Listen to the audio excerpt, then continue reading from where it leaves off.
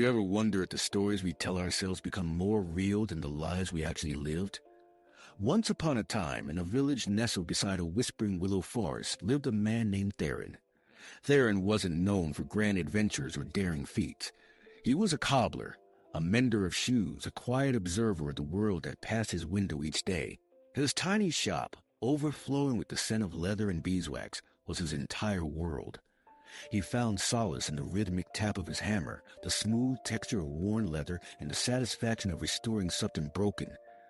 Theron was old, older than the willow trees, some whispered. His hands, gnarled like the roots of those willows, moved with the slow, deliberate grace of a life lived close to the earth. He had seen seasons turn countless times, watched children grow into adults, and witnessed the slow erosion of stone buildings into dust.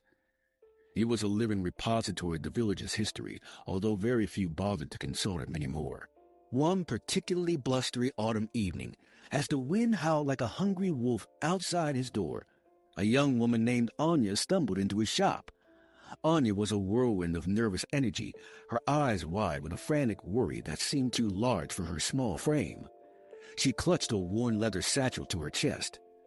"Help me," she pleaded, her voice barely audible above the wind. "Please, you're the only one who can." Theron, surprised by her urgency, gestured for her to sit. He observed her carefully, noticing the dirt smudged on her cheek and the tremor in her hands. He had a lifetime of reading faces etched into the lines around his eyes. He could see fear, desperation, and a flicker of hope, all warring for dominance within her. "What troubles you, child?" he asked, his voice a low rumble like distant thunder. Anya hesitated, her gaze darting around the small shop. "I need you to fix this," she said, finally presenting the satchel. It was old, the leather cracked and faded, held together by a patchwork of stitches. It's important." Theron took the satchel, his fingers tracing the well-worn seams. It wasn't just a bag. It was a vessel holding something precious within. "Important how?" he inquired. Gently. "It holds my grandmother's stories," Anya explained, her voice thick with emotion. She passed away last week. These stories are all I have left of her." But the satchel is falling apart. If it breaks, the stories, they might be lost forever. Theron understood. Stories were more than just words. They were the essence of a person, the echo of their life, the whispers of their soul. He examined the satchel closely. The leather was brittle, the stitching frayed. Years of use, of being carried and cherished, had taken their toll. Just like him, he thought, a little wryly. "It will take time," he said. "But I will do my best. These old things, they need gentle hands and patient hearts." Anya looked at him, her hope visibly increasing. "Thank you," she whispered. "Thank you so much." Over the next few weeks, Anya visited Theron's shop every day. She sat, quietly observing him as he meticulously worked on the satchel. He cleaned the leather with a soft cloth, carefully applied beeswax to restore its suppleness, and painstakingly replaced the frayed stitching with strong new thread. It was slow, deliberate work, each stitch a testament to his dedication. As he worked, Theron began to talk. He told Anya stories of his own life, of the village's history, of the people he had known and loved. He spoke of his late wife, Alina, her laughter like wind chimes in the summer breeze, her wisdom as deep as the forest the village sat beside. He talked of his regrets, the things he wished he had done differently, the words he wished he had spoken. Anya listened intently, absorbing his stories like a parched plant drinking in the rain. She realized that Theron wasn't just fixing the satchel, he was also mending her heart. Her grandmother's death had left a gaping hole in her life, a void that seemed impossible to fill. But Theron's stories, his presence, were slowly helping her to heal. One day, Anya confided in Theron about her own dreams. She wanted to be a writer, to capture the beauty and the pain of the world in words. But she was afraid. Afraid of failure, afraid of not being good enough, afraid of wasting her life on a pipe dream. Theron listened patiently, his eyes twinkling with understanding. When she finished, he said, "Fear is a powerful thing, child. It can paralyze you, keep you from reaching your potential. But it can also be a guide, a signpost pointing you in the direction you need to go. The trick is not to let it control you. He paused and added, "My biggest regret, Anya, is not taking more chances. I stayed in the shop mending shoes when a part of me longed to see the world. I was afraid of leaving, afraid of failing. And now, here I am, an old man with nothing but regrets." His words struck Anya deeply.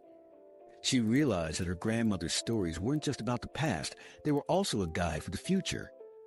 They were a reminder that life was precious, fleeting, and not to be wasted on fear. It was stronger, more beautiful than before.